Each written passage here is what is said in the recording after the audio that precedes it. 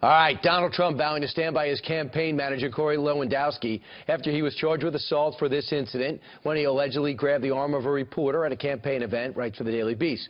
Trump says he is flat out innocent, so he's standing by him. Here now to break it down, the evidence as well as the political fallout, is a guy that can do it all. Fox News legal analyst Peter Johnson Jr. Peter, morning, Brian. We've been over this yesterday. We've been over this, the original accusation a couple of weeks ago, and now we got Donald Trump's reaction this morning.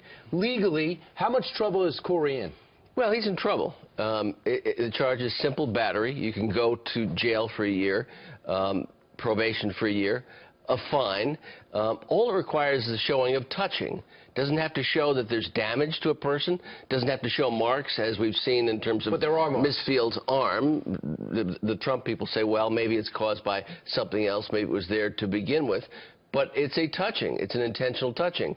So the defense is that it was accidental, that it was inadvertent, that it was unintentional, that no harm was made in terms of it going on.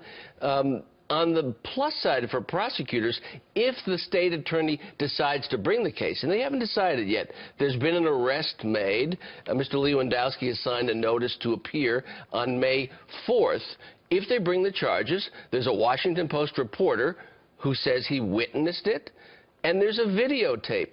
Most simple battery cases in the state of Florida or anywhere else in the country do not have a videotape and a witness and a Washington Post reporter, a trained observer.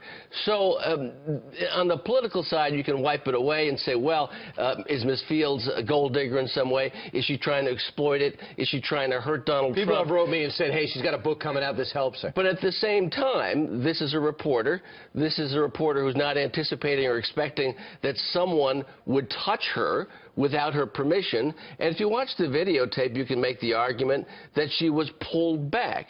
So if she was pulled and her arm was squeezed, and his arm was squeezed with the intensity that caused those marks, then you go before a jury, then that's a problem in terms of any defendant in a case. But, Peter, you don't think this is going to go before a jury, do you? This guy's got no priors. He had one little weapons issue in Washington, D.C., do you? Well, the weapons charge we were talking about was dismissed, carrying it into Congress.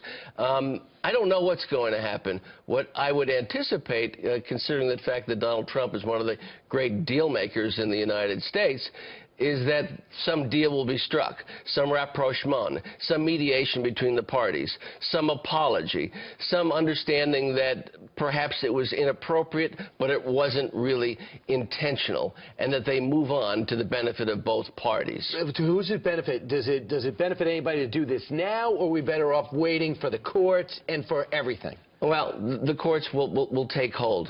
But in terms of the campaign, it's probably better that they resolve it now.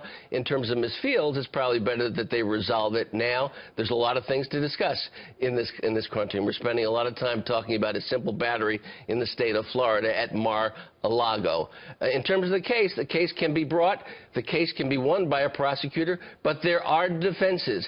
Should a reporter understand that in the rough and tumble of a political campaign, that a campaign manager may be putting his arm on you and saying, listen, just step aside a little bit, let the candidate through. That happens. It's happened to you. It's happened to me. But here there was a touching that she didn't like, that she didn't ask for, and she says she was damaged by. This can go to a jury. Peter Johnson Jr., thanks so much. Good to see you.